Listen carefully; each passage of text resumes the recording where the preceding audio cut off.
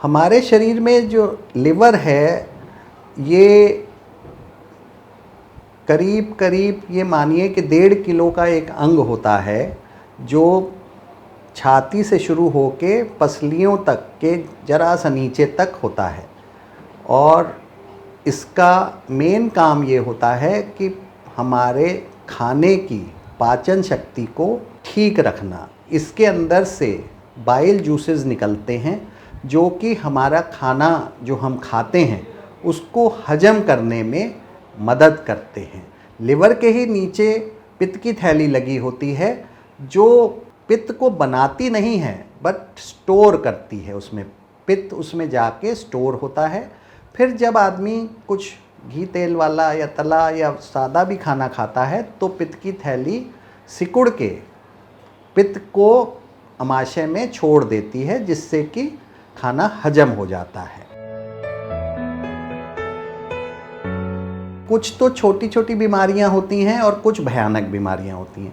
छोटी मोटी बीमारियों में तो ये है कि लिवर थोड़ा सा बड़ा हो गया। अक्सर बच्चों में भी सुनने में आता है, बड़ों में भी सुनने में, आज की तारीख में आप अल्ट्रासाउंड कराइए तो फैटी लिवर आ जाता है। तो ये तो ऐसी चीज़ें हैं जैसे बच्चों में अगर खून कम है तो भी लिवर बढ़ जाता है, बड़ों में थोड़ी चर्बी ज़्यादा है वो लिवर बढ़ जाता है, तो उसको तो फैटी लिवर बोलते हैं। उसको आपको बहुत दवा की ज़रूरत नहीं होती।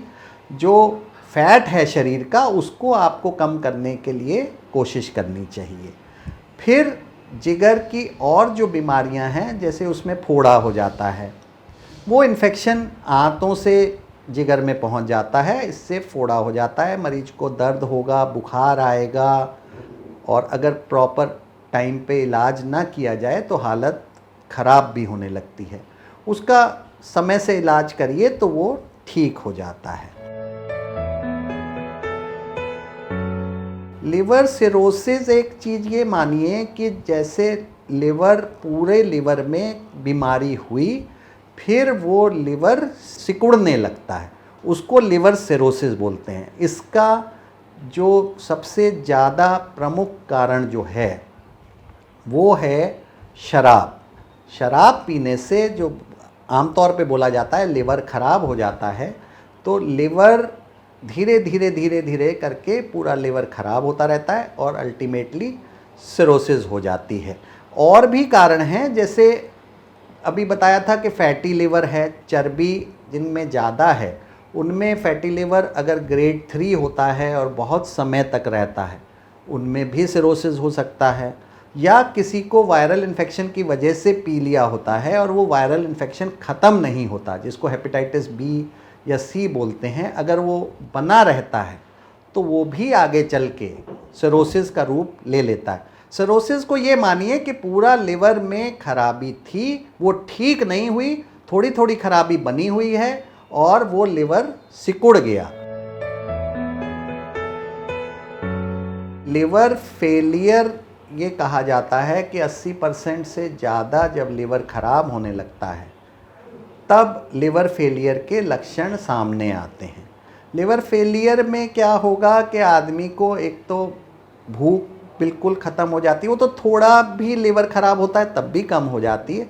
लिवर फेलियर में जो लिवर के और काम होते हैं, जैसे शरीर के पानी को भी रोकना अपने शरीर में, तो क्या होगा कि जब लिवर फेलियर होने लगता है तो शरीर में पानी इकट्ठा होने लगता है, मेनली पेट में पानी इकट्ठा होने लगता है।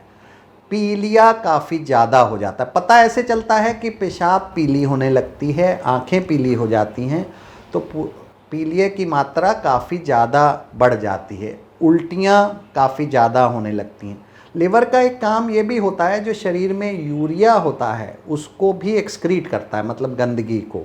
तो वो शरीर में ब्लड में यूरिया की मात्रा बढ़ जाती है। उसकी वजह से जब शरीर में यूरिया की मात्रा बढ़ती है तो दिमाग में कन्फ्यूजन होने लगता है, हाथ पैर में झंझनाहट होने लगती है, आंतें ठीक से काम नहीं करती।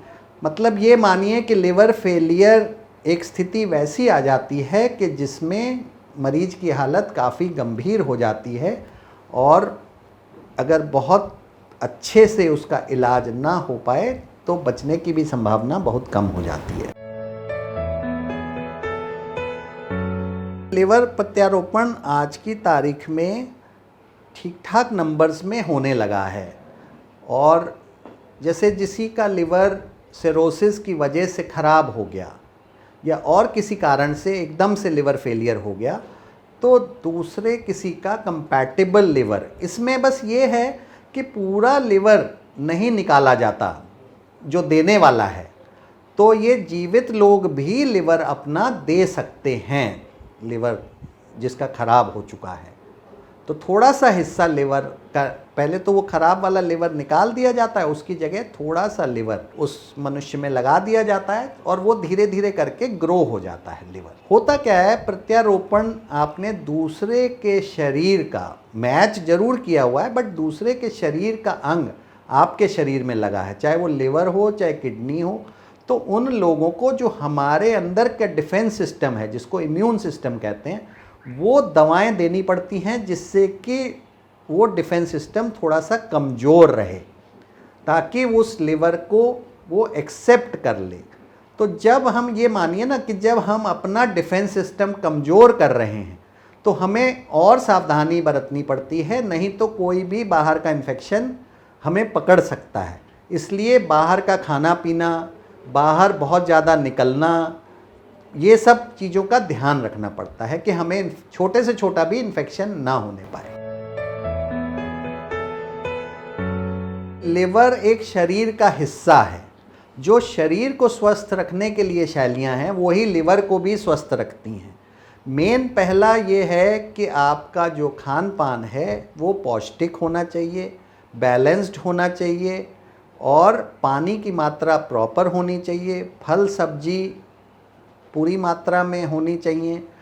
फैट्स का इस्तेमाल ये नहीं है कि बिल्कुल वर्जित है, मतलब उस हिसाब से हो कि आपका वज़न जो आइडियल वज़न होता है किसी का भी, उसके हिसाब से उसका वज़न प्रॉपर हो।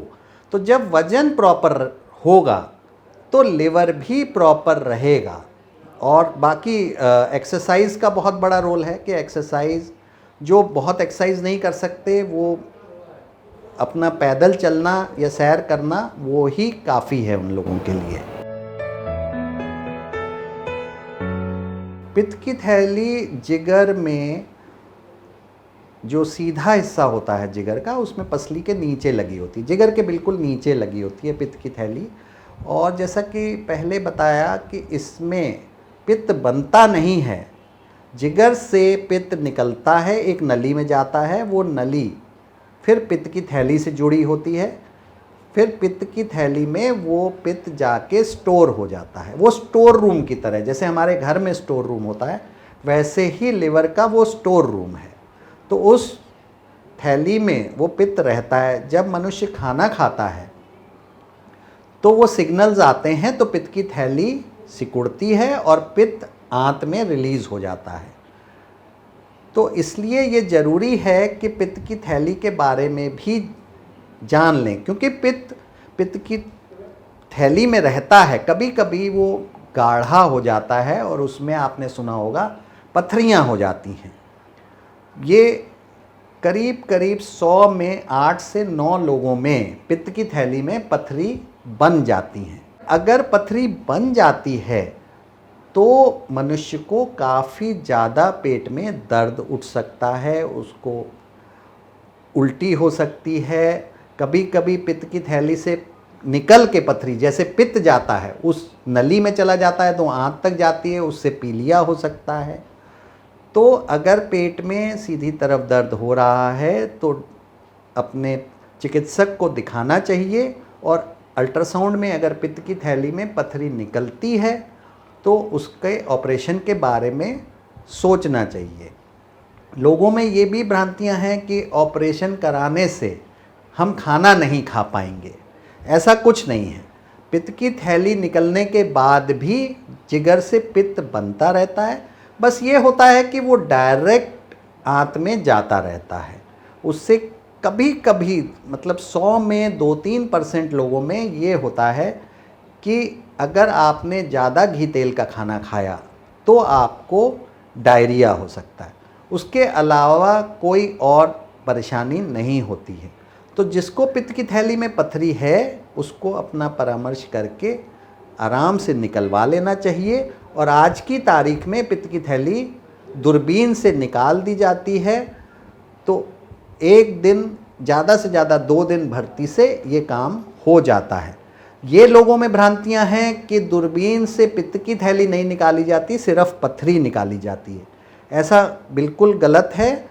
दूरबीन से भी पूरी पित्त की थैली ही निकाली जाती है और मनुष्य बिल्कुल ठीक हो जाता है। पहले समय में पेट खोल के ऑपरेशन किया जाता था पित्त की थैली का, जिसमें 4-5 दिन 6 दिन मरीज को भर्ती रहना पड़ता था, बड़ा चीरा लगता था, ठीक ठाक तकलीफ़ होती थी। अब वो सब चीज़ सिमट के 1 दिन में आ गई है और जो लोग काम करने वाले हैं वो तीसरे चौथे दिन अपने काम पे चले जाते हैं।